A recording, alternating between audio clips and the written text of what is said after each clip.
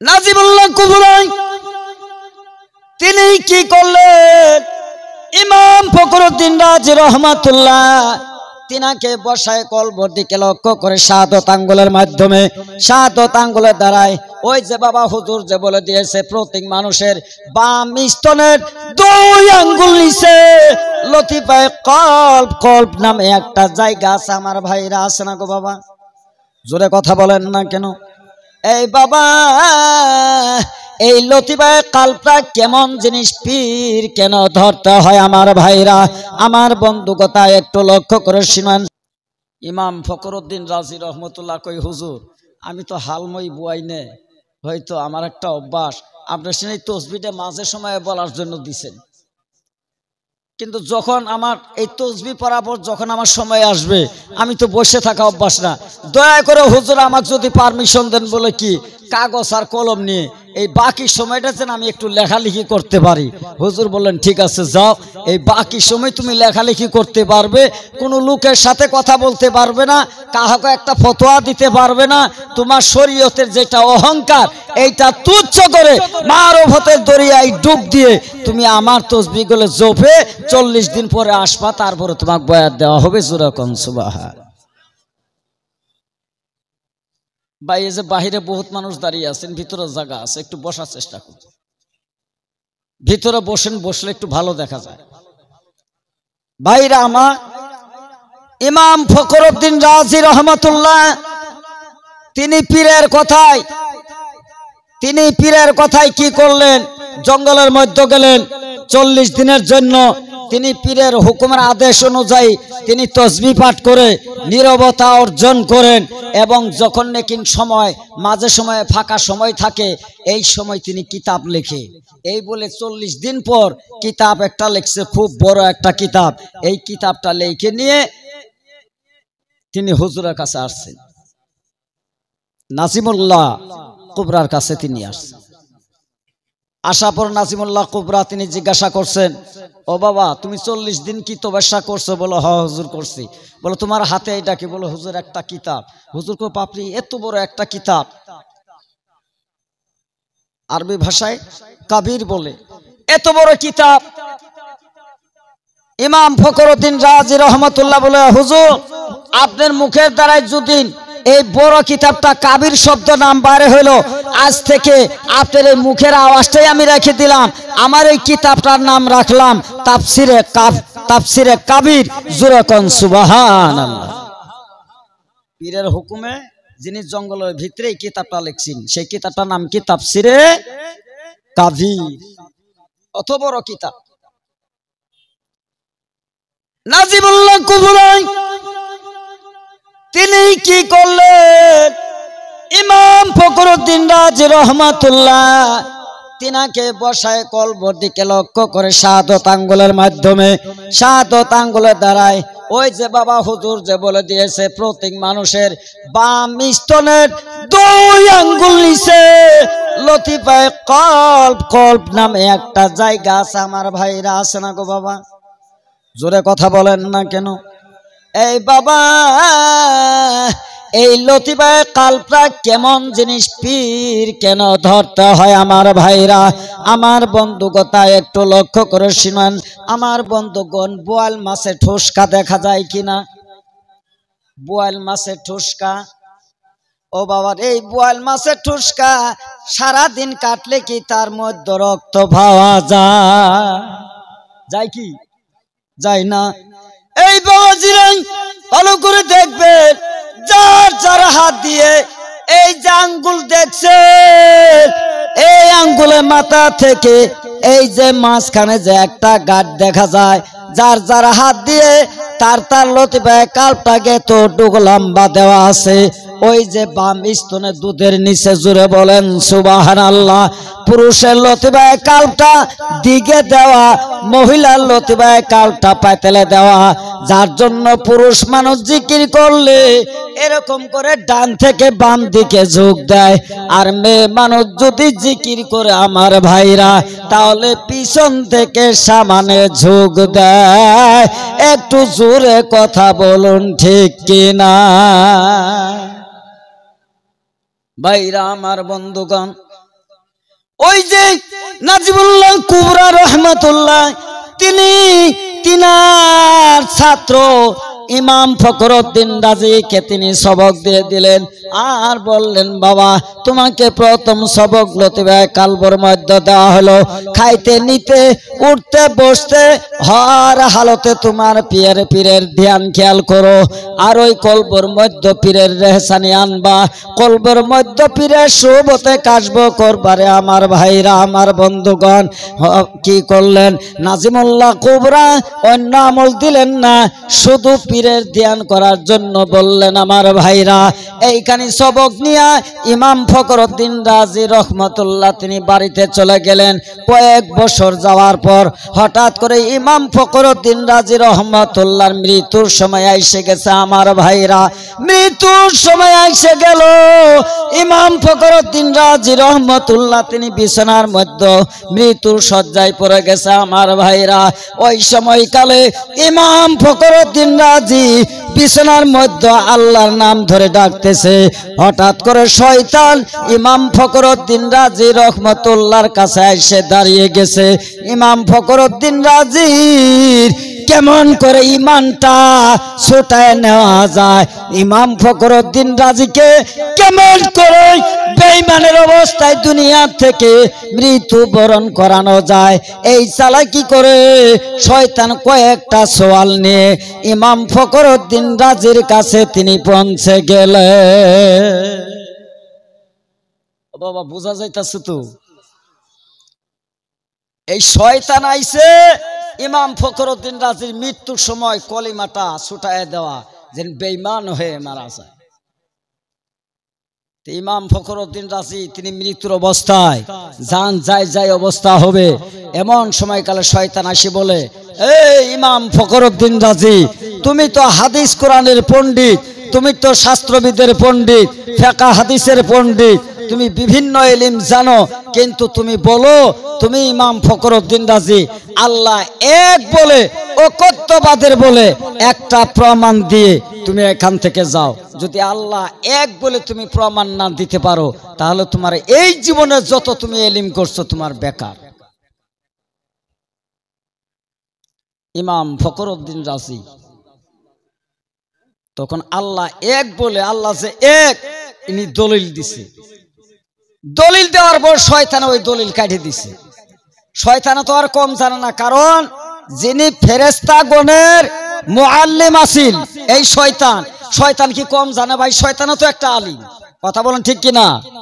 শয়তান তো 4 কোরআনের হাফিজ, আর বর্তমানে তো আমরা হাফিজে গেলে 1 কোরআনে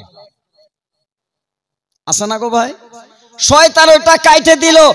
এইভাবে 100টা দলিল দিয়েছেন, 100টা দলিল শয়তান যখন কাইটে দিছে, ইমাম ফখরুদ্দিন রাজি রহমাতুল্লাহ তিনার কাছে আর দলিল নাই, আল্লাহ এক বলে প্রমাণ টিকানো, তিনি লাজবাব হয়ে মৃত্যুর অবস্থায় আকাশের দিকে তাকিয়ে আছেন। একটু জোরে বলুন সুবহান। এই যে পীর কেন ধরতে হয়, ইমাম ফখরুদ্দিন রাজি এইভাবে পড়ে থাক। নাজিবুল্লাহ কুবরা তিনার পীর সাহেব হঠাৎ করে আসরের নামাজের সময় আসরের নামাজ পড়বে, তিনার পীর সাহেব ঘর থেকে বার হয়েছেন। খাদেমকে বলছেন, খাদেম রে আমাকে বদনার মধ্যে 1 ঘটি পানি দাও, আমি ওযু করব। খাদেমে কি করলেন? ওযুর পানি দিলেন। নাজিমুল্লাহ কুবরা কি করলেন? ফখরুদ্দিন রাজি রহমাতুল্লাহর পীর সাহেব কি করছেন? আমার ভাইরা ওযুর মধ্যে বসে গেছে। যেই মাত্র ওযুর মধ্যে বসে গেছে, এলাহাম কাশবর মধ্যে দেখতেছে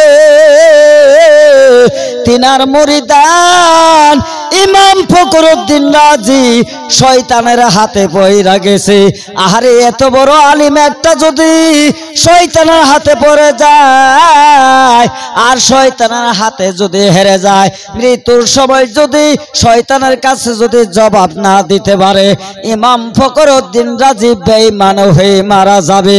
এই বলে এলহাম কাশবর মধ্যে ইমাম ফখরুদ্দিন রাজির এই ঘটনা, মুরিদের ঘটনা পীর সাহেব সেই কাশবর মধ্যে দেখতেছে। একটু জোরে বলুন না সুবহানাল্লাহ।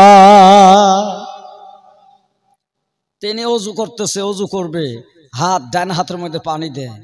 এই যে এক বদনা খাদেমে পানি ঢালছে, ঢালার পর হুজুর ধান্দা ধরে চাই আছে। তখন আরেক বদনা পানি দিছে, ওই এক বদনা শেষ, আরেক বদনা যখন দিছে তাও হুজুর এই পানি নিয়ে খালি নাড়াচাড়ি করে আর সামনের দিকে লক্ষ্য। তাই ইলমে কাশবর ভিতরে উনি লক্ষ্য করছে মুরিদানের কি হইতেছে, চিৎকার দিয়ে বলুন সুবহানাল্লাহ। এই যে ইমাম ফখরুদ্দিন রাজি যে শয়তানে ধরছে সেটা কিন্তু দেখতেছে। একে একে দুই বদনা গেছে, 3 নম্বর বদনা যখন দিছে, 3 নম্বর বদনার পানি নিয়ে ইমাম ফখরুদ্দিন রাজি যে বিপদে পড়ে আছে, নাজিমুল্লাহ কুবরা ওই পানি নিয়ে পশ্চিম দিকে নাজিমুল্লাহ কুবরা সাহেব রহমতুল্লাহ তিনি এমন করে ছিটা মারে বলে, এই শয়তান দূর হ, বিনা দলিলে আমার আল্লাহ এক। চিৎকার দিয়ে বলুন সুবহান। এই বলে যখন পানি ছিটা দিছে, দেওয়ার পর তিনি ওযু থেকে উঠে আসরের নামাজ পড়ছে, পড়ার পর মুরিদানা জিজ্ঞাসা করে, হুজুর আজকে 3 বন্দি পানি লাগলো, এক বন্দি পানি হলেই হয়ে যায়, 3 বন্দি পানি দিলাম, তাও আপনার ওযু শেষ হলো না, তার পাশে পানি নিয়ে আপনি পশ্চিম দিকে ছিটাইলেন আর বললেন এই শয়তান দূর হ। এটা কাক করলেন? শয়তান তো আমি দেখলাম না। 3 নম্বর আপনি বললেন যে বিনা দলিলা আল্লাহ এক। হুজুর গো, আজকে এই কথাটা একটু মাহাত্ম ভাঙ্গে দেবেন। বাবা শুনতে ইচ্ছা যায় না গো, কথা বলেন, শুনতে ইচ্ছা যায় না? ভাইরা আমার, নাজিমুল্লাহ কুবরা বলে, এ আমার মুরিদান, আমার শাগরিদ শোনো, আমার ভাইরা, ওই যে নাজিমুল্লাহ কুবরা তিনার পিসাব যে ওজুর পানি সেইটা দিয়েছিল, এই ওজুর পানিটার সঙ্গে সঙ্গে ওই জায়গায় ইমাম ফখরুদ্দিন রাজি রহমতুল্লাহর বুকের মধ্যে আল্লাহর কুদরতে পৌঁছে দিয়েছে। জোরে কোন সুবহানাল্লাহ। ইমাম ফখরুদ্দিন রাজি পীরের ওজুর পানি যখন গায়ের মধ্যে পড়ে গেছে, চটকে উঠে পীর যখন বলছে তুমি বলো, আমি তোমার পীর হয়ে বললাম, এই ইমাম ফখরুদ্দিন রাজি তুমি বলো, শয়তানকে বলো আমার আল্লাহর জন্য দলিল নাই, বিনা দলিলে আমার আল্লাহ এক। তখন ইমাম ফখরুদ্দিন রাজি বলে, এই শয়তান দূর হয়ে যাও, বিনা দলিলে আমার আল্লাহ এক। একটু জোরে বলুন না মারহাবা। এই কথা যখন বলছে, শয়তান ওইখান থেকে দৌড় আরম্ভ করছে। শয়তান আর ওই জায়গায় নাই। ইমাম ফখরুদ্দিন রাজি রহমতুল্লাহ কলিমা পড়ে ওইখান থেকে তিনি মৃত্যুবরণ করেন। আমার ভাইরা, এই জায়গায় মুরিদান তিনাকে জিজ্ঞাসা করে, তখন ইমাম ফখরুদ্দিন রাজির ঘটনা বলে, এই মুরিদান, যখন আমি ওযু করতেছিলাম তখন ওযুর ভিতরে ওই ইলমে কাশবর ভিতরে আমি দেখলাম আমার মুরিদান ইমাম ফখরুদ্দিন রাজি শয়তানের চক্রান্তর মধ্যে পড়ে গেছে। এক এক করে 100টা দলিল দিয়েছে, 100টা দলিল পর্যন্ত শয়তান খনন করেছে। এখন আমি দেখতে পারলাম শয়তান আবার বলে তুমি এখন দলিল দাও, কিন্তু ইমাম ফখরুদ্দিন রাজির কাছে আর দলিল নাই, যার জন্য ইমাম ফখরুদ্দিন রাজি আকাশের দিকে তাকিয়ে আমার কথা মনে করেছে। আর একটু জোরে বলুন সুবহানাল্লাহ। সে যখন আমি পীরের কথা ইমাম ফখরুদ্দিন রাজি মনে করেছেন, তখন আমি পীর আর থাকতে পারি নাই। ওযুর সময়কাল ইলমে কাশবর মধ্যে ইমাম ফখরুদ্দিন রাজিকে দেখতেছি, তাই ওই শয়তানকে খেদাবার জন্য ওযুর পানি আমি ছিটা মারছি। ওই ওযুর পানিটা ইমাম ফখরুদ্দিন রাজির বুকের মধ্যে যখন পড়ে গেছে, তার বেহুশ চেতনা ছেড়ে তিনি মুখ দিয়ে বলছেন যে বিনা দলিলে আমার আল্লাহ এক। আরেকটু চিৎকার দিয়ে বলুন সুবহান। তাহলে ভাইরা বলুন তো, পীরের ক্ষমতা আছে কিনা? কথা বলুন, আছে কিনা? কিন্তু বর্তমান যুগে বহুত মানুষে বলে পীরের ক্ষমতা নেই, বলে পীরের কাছে কৃষক যায় না। কয় না গো ভাইরা, আমার বন্ধুগণ, বলে না?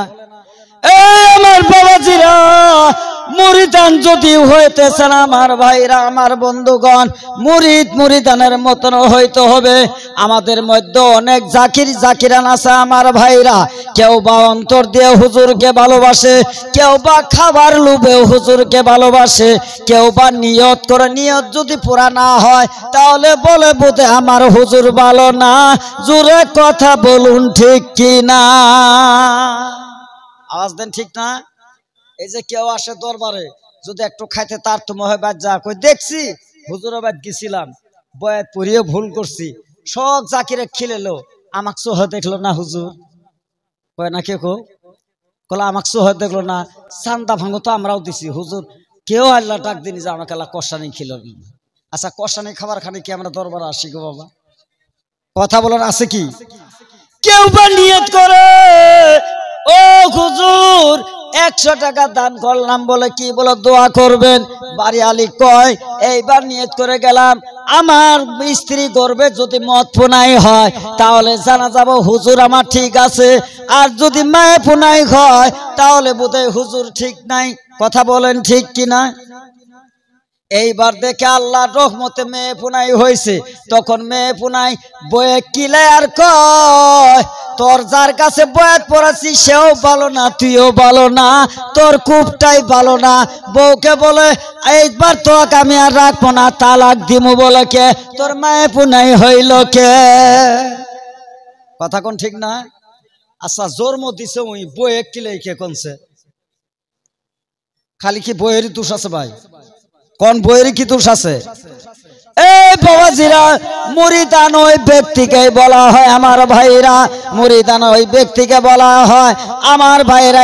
একজন পীর সাহেব আমার ভাইরা, এক যাব নাই, একজন পীর সাহেব কমসে কম 10,000 মুরিদান বানাইছেন। ওই মুরিদান নিয়ে পীর সাহেব সব সময় হাদিসের কথা বলে। ওই দেশের বাদশা দেখলো মুরিদানকে সব সময় হুজুর বলে ডাকে, তার পায়ে চুমা খায়, মুখেতে চুমা খায়। তখন ওই দেশের বাদশা বলে, আহারে আস্তে আস্তে দেশের মানুষ বয়াত করাইলো, এইভাবে যদি আরো মানুষ বয়াত করে, দেশের মানুষ সবাই তো পীর সাহেবের কথা মানে, কোনবা দিন না জানি আমাকেও বাদশা বলে অস্বীকার করবে। সব মানুষ যদি এইভাবে বয়াত পড়ায় নেয়, একে কি জানি কোনবা দিনও বাদশা বানাইতে পারে, আমার বাদশার চাকরিটাও থাকবে না। তার কারণ কি? এই পীর সাহেবকে কেমন করে আমার এই এলাকা থেকে খেদায়ে দেওয়া যায়? কথা বোঝা গেছে ভাই? বাদশার মনের মধ্যে উঠছে ব্যাগ, যে কিরি এর কাছে যে মানুষ বয়াত পড়ে দিন রাত 24 ঘন্টা পাও ধরে যা কয় তাই উঠে। আচ্ছা মুরিদান পীরের কথা উঠে না গো বাবা? বাদশা কয় যে আমাক দেখে সে ওরা ডরায় মানে, আর পীর সাহেব মানতাছে অন্তর দিয়ে, জাহেরি বাতুনি সবকিছু দিয়ে। কথা বলেন ঠিক কিনা? এখন এই বাদশা কয় এই পীর সাহেব দেশের তো খেদায় দেয় না গো, না হলে যদি দেশের মানুষ সবই বয়াত পড়ায় ফেলায়, কুম্বা দিন এই পীর সাহেবের যদি কয় বলে এই বাদশা, তখন তো আমার বাদশা কি যাবো গা। তখন এই বাদশা উজির নাজির কিছুগুলো আলিম ওলামা ডাক দিছে, ডাক দিয়া কয় যে একটা কথা বলে কি, এই পীর সাহেবে কিভাবে খেদান যায় দেশ থেকে, একটা বুদ্ধি দেওছে। খারাপ পাইতাছেন কি ভাই? একটা বুদ্ধি দাও। তো উজির যাইছিল, উজির দাঁড়িয়ে কয় বাদশা নামদার বলে কি একটা কথা, এই আমি একটা পয়েন্ট দেই, পীর সাহেবে খেতানি একটা রাস্তা আছে। বলে কি? এই পীর সাহেব একদিন জুম্মার নামাজের মধ্যে ওয়াজ করেছে। বলে কি ওয়াজ? বলে বাবা রে, যারা যারা আমার মুরিদান হবে, এই যে আমার গায়ে যে একটা চাদর দেখা যায়, এই চাদর তোলে সব মুরিদানকে দুনিয়ার জমিনে নিয়ে কিয়ামতের ময়দানে আল্লাহর দরবারে নিয়ে যাব। সব মুরিদান আমার এক চাদরের মধ্যে আটাবো। একটু জোরে বলেন সুবহানাল্লাহ। তো হুজুরের গায়ের যেটা চাদর, এটা হলো 6 ফুট লম্বা, 3 ফুট পাশ। এর মধ্যে হুজুর যে ওয়াজ করছে যে 10,000 মুরিদান এই চাদরের তোলা আড়ায় বলে নিয়ে যাব। চাদরই হলো 6 ফুট লম্বা, 3 ফুট পাশ। এর তোলা চাদরের মধ্যে 10,000 মানুষ আটপো কি? কথা কর, তা আটপো না। এবার ভলটা ওয়াজ যে করলো, তো ওনারা ডাক দিয়ে কোন যে এই চাদরের মধ্যে তুমি যে জুম্মার নামাজে ওয়াজ করছো হয় 10,000 মুরিদান আঠায়ে দেখাও, তাহলে আমি বাদশাহ বয়াত পড়মু। আর যদি আঠাবার না পাস তাহলে পীর সাহেবগিরি বাদ দিয়ে আমার গাঁওতনে বাড়ায় যাবে কি? তো হুজুর এই হিসেবে ওনার ডাক দিয়ে এই কথাটা ধরে, তাহলে শুনে খেদানি যাবো। দেখছেন বাদশার পয়েন্ট ভাই। আচ্ছা কোন তো ওলি আল্লাহরা লা খাউফুন আলাইহিম ওয়ালা হুম ইয়াহজানুন, জোরে বলুন সুবহানাল্লাহ। আল্লাহ বলেন লা খাউফুন আলাইহিম ওয়ালা হুম ইয়াহজানুন, যারা আমার ওলি, যারা আমার বান্দা, হক্কানি ওলি যারা, দুনিয়াতেও ভয় নাই, আখিরাতেও তাদের কোনো চিন্তা নাই। ওলিদের সাথে কে? ওলির সাথে কে থাকে ভাই? জোরে বলুন কে থাকে? ওলির ইজ্জতের মালিক কে? আল্লাহ। বাদশা ষড়যন্ত্র চালাইলো, বাদশা কই হুজুরি কথাটা তো ঠিক কম না। ঠিক আছে, তাহলে ওই ফকিরকে ডাক দাও। পীর সাহেবকে ডাক দিছে। পীর সাহেব আইছে, হুজুর আমারে ডাকছেন কেন? বাদশা নামদার বলো, তুমি বলো জুম্মার নামাজে ওয়াজ করছো, বলো আমার যারা যারা মুরিদান হব এই চাদর তোলে নিয়ে আমি আল্লাহর জান্নাতে কিয়ামতের দিন যামু। আচ্ছা তোমার চাদরটা কত বড় লম্বা হবো? মাইফে দেহে 6 ফুট লম্বা, 3 ফুট পাশ। বলে এই চাদরের মধ্যে 10,000 মুরিদান আড়ায় দেখাও, তাহলে আমি বাদশাহ বয়াত করবো। আর যদি না পারো তাহলে আমার গ্রাম ছাড়া হইতে হবে।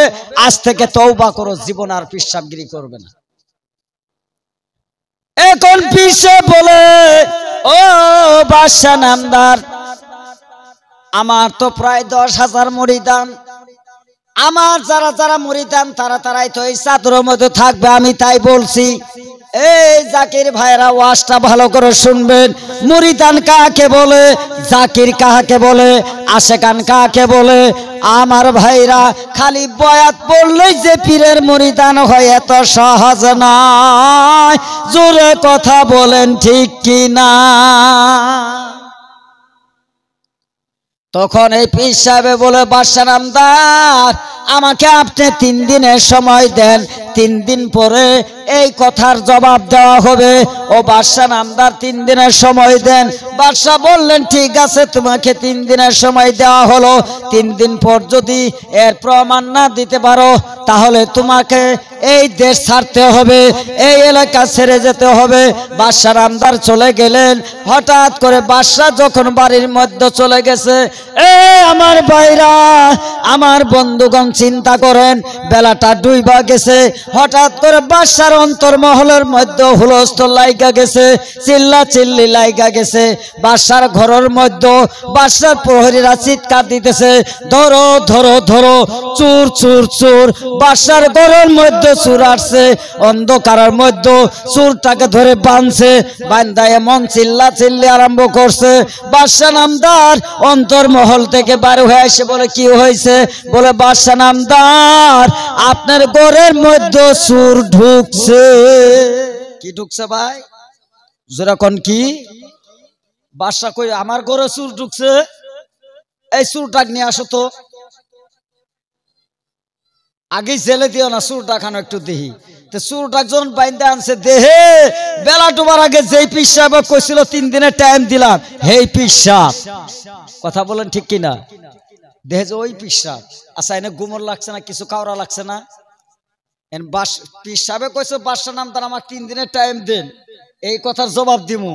এই 3 দিন না যাতে বেলা না ডুবতেই এই পীর সাহেব গেছে বাদশার ঘরে চুরি করবে। লাইট মারি দেখে যে পীর সাহেব। ওয়াজটা সামনে শুনবেন কি?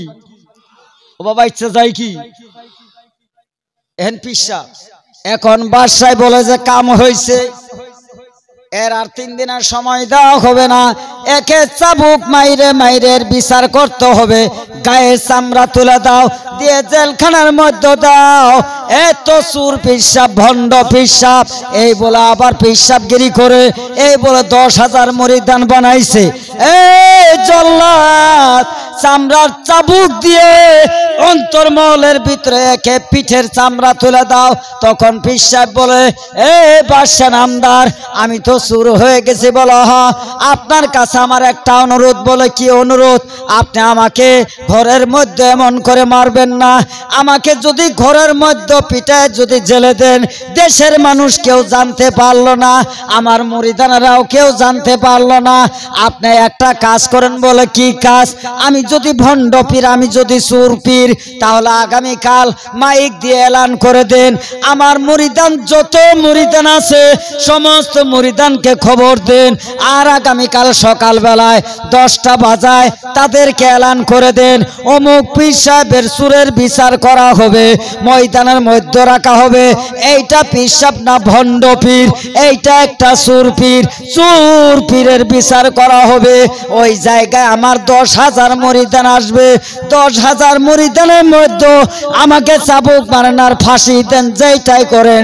আমার মুরিদান দেখেছেন, জানতে পারে যে আজ থেকে ভণ্ড পীরের হাতে বয়াত পড়া যাবে না, তারাও শাসন হইল, আমি পীর সাহেব শাসন হয়ে গেলাম।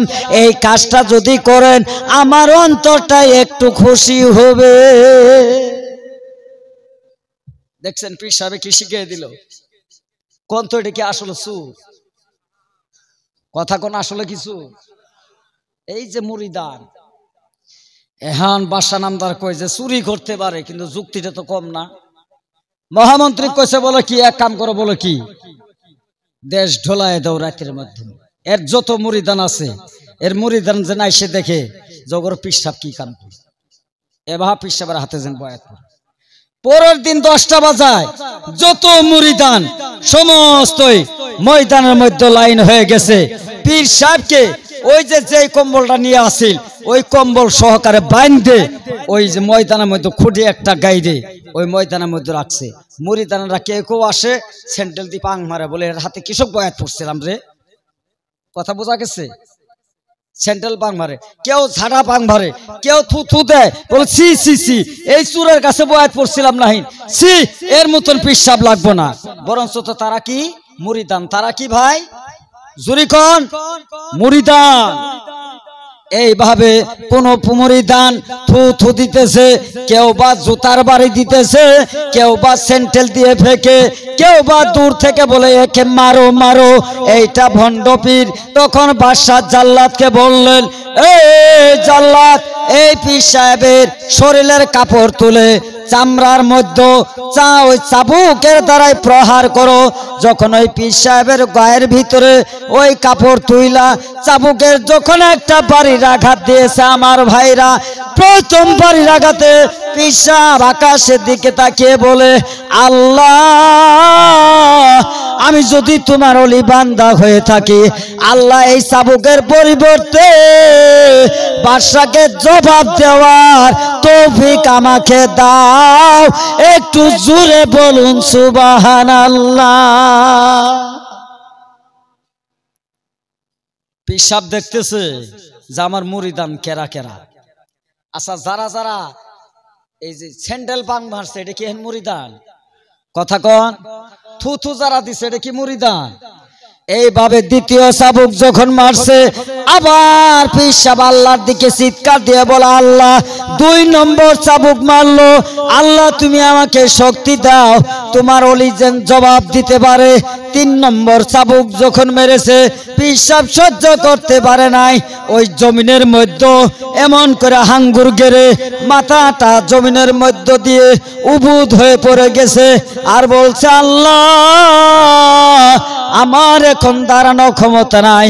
এই বলে যখন চিৎকার দিয়েছে, আমার ভাইরা, এই 10,000 মুরিদানের ভিতরে 4 জন মুরিদান দৌড় দিয়া গিয়া পীর সাহেবের সামনে দাঁড়িয়ে গেছে। একটু জোরে বলুন মারহাবা। 4 জন মুরিদান আর থাকতে পারে নাই, দৌড় দিয়া পীর সাহেবের সামনে যায় ওই জল্লাদের চাবুক ধরছেন, ধরে বলে, জল্লাদ, এই বাদশা নামদার, রাখেন, কেউ যদি আমার হুজুরকে হুজুর বলে না মানে, কিন্তু আমরা চারজন মানি। একদিনের জন্য হলো তার কাছে বয়াত পড়ছি, তিনি আমাদের মহান মুর্শিদ। আমরা সামনে থাকতে তার গায়ে আমরা চাবুক মারতে দেব না। বদলা যত চাবুক হয় আমাদের চারজনে কান্দে মারো, কিন্তু পীরের গায়ে মারতে দিব না। জোরে বলুন সুবহান।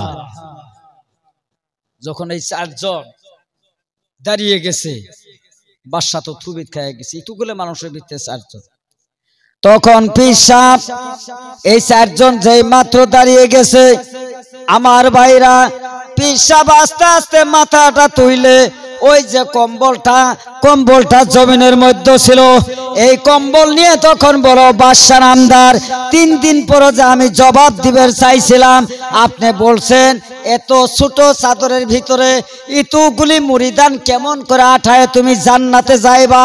ও বাদশা নামদার, এই যে 10,000 মুরিদানের ভিতরে যেই চারজন আজ আমার জন্য থাকতে পারলো না, এই চারজনকে এই যে চাদর দ্বারাই আমি ঢাইকে নিলাম, এই 10,000-এর ভিতরে এই চারজন আমার খাস মুরিদান।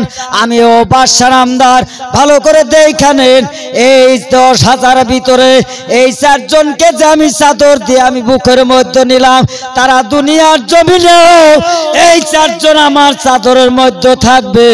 আখিরাতের দিন জান্নাতের মধ্যে আমি পীরের চাদরের তল থেকে তারা আল্লাহর জান্নাতে যাবে। একটু জোরে বলেন সুবহানাল্লাহ। তাই আমি বলছিলাম, যারা আমার মুরিদান আমার এই চাদরের তল থেকে আল্লাহ জান্নাতে যাবে। বাদশা নামদার, এখন আপনিই বলুন তো, এই 10,000 মুরিদানের ভিতরে আমার মুরিদান কয়জন? বাদশা বলে এখন তো এই চারজন। চারজন মানুষ 3 ফুট লম্বা, 6 ফুট 3 ফুট পাশে 6 ফুট লম্বা চাদরের মধ্যে একপো না ভাই? কথা বলুন, একপো না? বাদশা কইজ, এর জন্যই তুমি চুরি করবার আইছিলা। বলে এই চুরির ওসিলায় যদি তোমার ঘরত না ঢুকি, তাহলে তো এই কথার জবাব আমি দিতে পারি না। যার জন্য আমি সল করে তোমার বাড়িতে শুরু হয়ে চাবুক মারার নাম নিয়ে দোষের মধ্যে আমিও জেনে নিলাম যে 10,000 মুরিদানের ভিতরে আমার কয়জন মুরিদান আছে। গতিকে আজকে আমি জানলাম 10,000 মুরিদানের ভিতরে আমি পীর 3টে চাবুকের বাড়ি খায়ে আল্লাহ আমাকে জানিয়ে দিলে যে 10,000 মুরিদানের ভিতরে মুরিদান পাইলো কয়টা ভাই? জোরে বলুন কয়জন? এই 4জনই। তাহলে ভাইরা, আমরাও তো জাকির ভাই হাজার হাজার লাখ লাখ আছে না গো ভাই? তাহলে এই হিসেবে যদি প্রমাণ করা যায়, তাহলে বোধহয় 4জনই টিকমু নাকি ভাই? কথা কোন তাই টিকমু না? এই বাবাজিরা, তাই লক্ষ্য করে দেখেন, চিন্তা করে দেখেন, এই বলা হয় পীরের মুরিদান, এই বলা হয় আমার ভাইরা পীরকে বলা হয়। ভাইরা আমার, বন্ধুগণ, বয়াত পড়া এত সহজের জিনিস নয়। ও আমার ভাইরা, আমার জাকির ভাই জাকির বোন সকলেরা, বয়াত তো পড়ছে, কিন্তু পূর্বের বক্তা এই বিষয়ে ওয়াজ করে গেছে, আমরা ভিতর থেকে শুনছি। আমার ভাইরা, বয়াত যদি পড়ছেন আমার বাবাজিরা, তাহলে দেহ মন দিয়ে পীরকে বিশ্বাস করা লাগবে কি না? একবার অন্তর দিয়ে, দেহ দিয়ে, দিল মন দিয়ে পীরকে বিশ্বাস করলে, পীরের আমল করলে, পীর যদি শরীয়তপন্থী হয়, পীরের মধ্যে যদি শরীয়তের আমল থাকে, পীর যদি বেলায়েতপন্থী হয়, তাহলে যদি পীরের লেহাজে পীরের আমলে যদি গঠন করতে পারেন, তবে সে জান্নাত, নচেতে বাবা বাঁচার উপায় নাই। কথা বলুন ঠিক কিনা? একটু দৌড়ে পড়ুন আল্লাহুম্মা।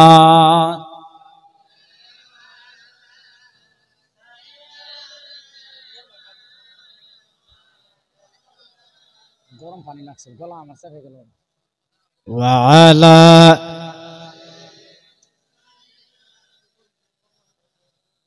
হুজুর আসবো না, একটা 40 আল্লাহুম্মা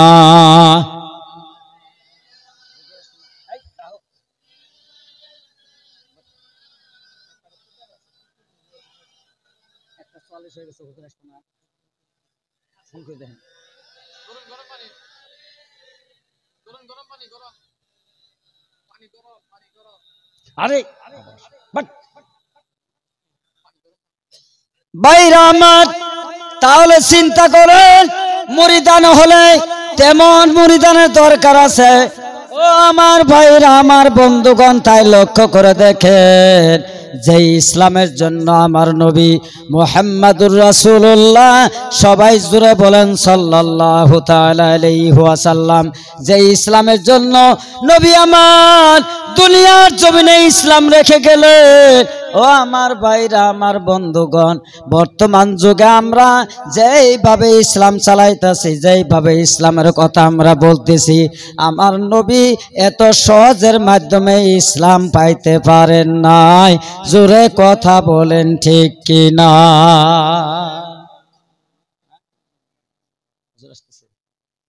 ইসলাম এত বড় একটা কঠিন জিনিস। আর বর্তমান যুগে আমগর মুরিদান যদিও বয়াত নিছে, কেউ বা নামাজ পড়ে, কেউ বা পড়ে না, কেউ বা রসুলের সুন্নত মানে, কেউ বা মানে না। জোরে কথা বলেন ঠিক কিনা ভাই? একটা আওয়াজ দিয়ে বলেন ঠিক কিনা? যার জন্য আমগর মুরিদানের কতগুলি চরিত্রের জন্য পীরের বদনাম হয়। আছে না গো বাবা? আচ্ছা, আমগর পিসাব, আমগর হুজুর কোনদিন কি বলছে বাবা তোমরা নামাজ পড়ো না? কইছে কি? মেয়ে পুরুষ একসাথে জিকির কইরো, কইছে কি? তাহলে যদি হুজুরে বলে নাই, বদনাম হয় কেন? এই বাবা, এইটা এমন ইসলাম।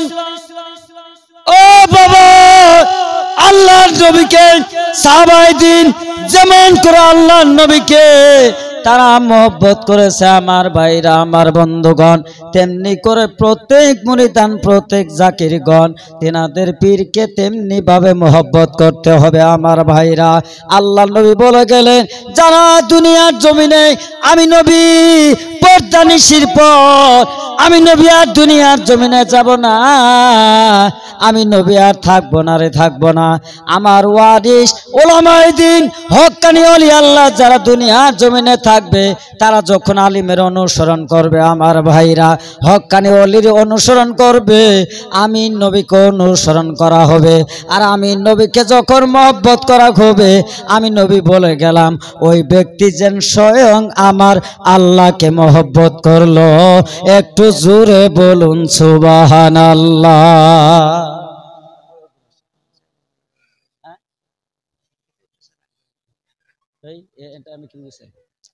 তাই লক্ষ্য করে দেখেন, এই আমার বাবাজিরা, আল্লাহর নবী মুহাম্মাদুর রাসূলুল্লাহ সাল্লাল্লাহু আলাইহি ওয়াসাল্লাম রমজানের মাস, বদরের যুদ্ধের সময়, একটু লক্ষ্য করে শুনবেন, অল্প সময় পর আমাদের গদ্দিনী সিনু হুজুর আসবেন। আমার ভাইরা, আমার বন্ধুগণ, আমি গদ্দিনী সিনু হুজুরের দিকে আমি লক্ষ্য করে আছি। উনি আসার সঙ্গে সঙ্গে আমার ওয়াজ আমি আর লম্বা করব না, আমি ওয়াজ শেষ করে দিব, যেহেতু আগামীকাল আমার নগাঁও জেলাতে ওয়াজের জন্য যাইতে হবে, যার জন্য লম্বা কাহিনী ওয়াজ আমি আজকে নিব না। আমার ভাইরা, এই বাবাজিরা, তার জন্যই হযরত আল্লাহর নবী বদরের যুদ্ধের সময়, রমজান মাসে বদরের যুদ্ধ হয়েছে, আল্লাহর নবী যুদ্ধের ডাক দিয়েছেন। আমার ভাইরা, রমজান মাসে বেঈমান আবু জেহেলের দলেরা আল্লাহর নবীর সঙ্গে যুদ্ধ করার জন্য, আমার ভাইরা, 350 কিলোমিটার তিনারা অতিক্রম করে তিনারা বদরের যুদ্ধের ময়দানে এসে আল্লাহর নবীকে চিঠি দিয়েছে, হে মুহাম্মদ বিন আব্দুল্লাহ, তোমার সঙ্গে যুদ্ধ হবে, হয় তুমি আমাদের সঙ্গে যুদ্ধ করো, নচেত তুমি নবীর নাম দাবি ছাইরা দাও। একটু জোরে বলেন নাউজুবিল্লাহ। আল্লাহ নবী বললেন যে কি বিপদের মধ্যে বিপদ, এখন এইদিকে আবু জেহেল যুদ্ধের ময়দানে যুদ্ধের ডাক দিয়েছে, তার মধ্যে একমাত্র রমজানের মাস, সারাদিন রোজা রাখার পর মানুষের গায়ে কি শক্তি থাকে ভাই? কথা বলুন, শক্তি থাকে? কিন্তু সাহাবার সঙ্গে আল্লাহ রাসূল মাশওয়ারা করলেন, এই সাহাবারা, আবু জেহেলের সামনে যদি মাথা নত করো, তাহলে তাদের ধর্ম বড় হয়ে যাবে, তোমরা কে কে যুদ্ধের ময়দানে যাবে? রমজান মাস, তোমাদের শরীর তো দুর্বল হয়ে গেছে। সাহাবী বললেন, ইয়া রাসূলুল্লাহ, রমজান মাসে আমরা রোজা রাখতে পারি, আল্লাহর বান্দা নবীর সাহাবা কোনদিনও বেঈমানের সামনে মাথা রোধ করতে জানে না। আপনি এলান করে দেন, ঘোষণা করে দেন, আমরা রমজান মাসে রোজা রাখা বদমাশ আবু জেহেলের সঙ্গে আমরা যুদ্ধ করব, বলেন সুবহানাল্লাহ। আল্লাহ নবী এলান করে দিলেন যে তাহলে আগামীকাল যুদ্ধের ময়দানে কে কে যাবে একটু লিস্টের মধ্যে নাম দাখিল করে দাও। তাকবীরের নারায়ে তাকবীর, জোরে বলুন নারায়ে তাকবীর, নারায়ে রিসালাত। হযরতুল আল্লামা খলিফা শহীদুল ইসলাম সাহেব কি, হযরতুল আল্লামা মৌলানা শহীদুল ইসলাম সাহেব কি, নারায়ে তাকবীর। দরবারে ইউনুসিয়া কি, দরবারে ইউনুসিয়া কি, বদ্দিনিসিন খলিফা সাহেব কি, নারায়ে তাকবীর, নারায়ে রিসালাত। বসেন সবাই, বসেন সবাই, বসেন ইনশাআল্লাহ।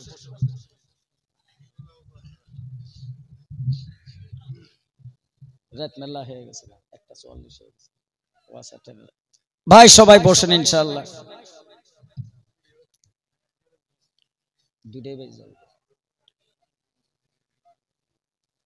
তবে ভাইরা, আমি হুজুর আসার জন্য আমি খালি আঁকি তাকি করতেছি যে কখন